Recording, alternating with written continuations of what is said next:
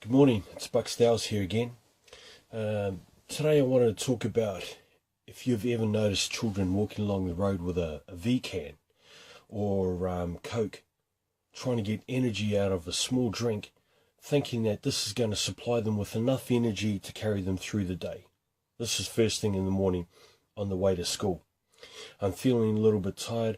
I need a pick-me-up, so I go and buy a V-can with, anything from 8 to 20 teaspoons of sugar inside it. Realizing that this now, through marketing, is the answer to them receiving more energy. One day I spoke to a guy. He was 280 kilos, and I said to him, what do you love about food? And he says, man, I love food. I love food so much. I love the way it smells. I love to eat it. I love to cook it. I love to prepare it. I love to feed my family. I love to feed everyone. And I said to him, really? Does food love you back? And he stood there and with a big giant question mark above his head, and he goes, well, what do you mean? And I said, does food actually love you back? Because love is reciprocal. Love is when you give something like your love, you receive it back from another human being or something that's living, like a dog. Does food love you back? And he said to me, sort of. Yeah, it sort of loves me back. And I said to him, and how do you feel after you've eaten it, like about the next day after you've had a big giant feed and you fed everyone? And he goes, I'm always left in regret. I'm always left being angry with myself. I go to bed feeling upset. I'm still eating.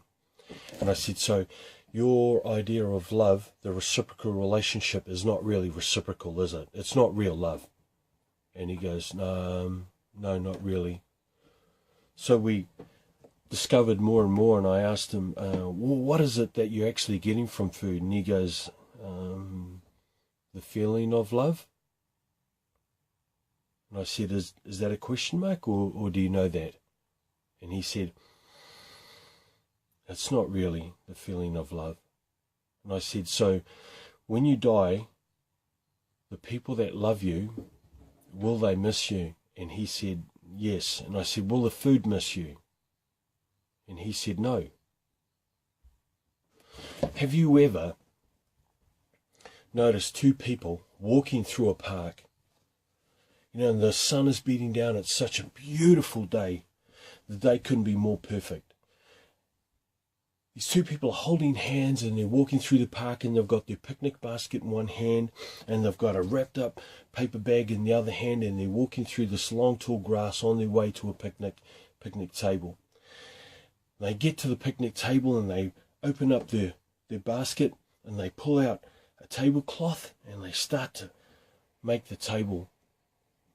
Put their food on the table, pull out some fizzy drink, put it on the table, strategically placing cups in front of each other, pull out some cake, open up another bag and it's got some KFC inside there, open up another bag, it's got some McDonald's in there, and they place it down on the table and they look into each other's eyes like a mother looks into a baby's eyes with absolute pure love.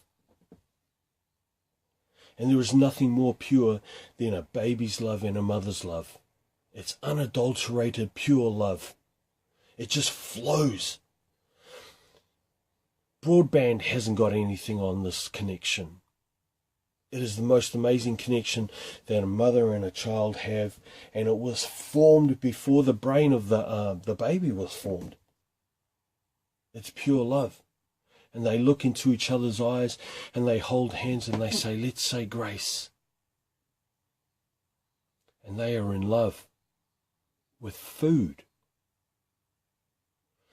You see, as you get bigger and bigger, you start to lose physical ability to love each other properly. As you get bigger, you start to replace love with an object. That's food. And then you start collecting objects, more food. Then you start hiding it. Then you start hiding yourself. It's not the way to live. One small thing. If you were to get rid of some of the food and start to focus more on people this week, I urge you, I beg you to do it today. Start today. Start focusing more on people and less on objects. Food doesn't love you back. We do. I'll talk to you soon. Take care.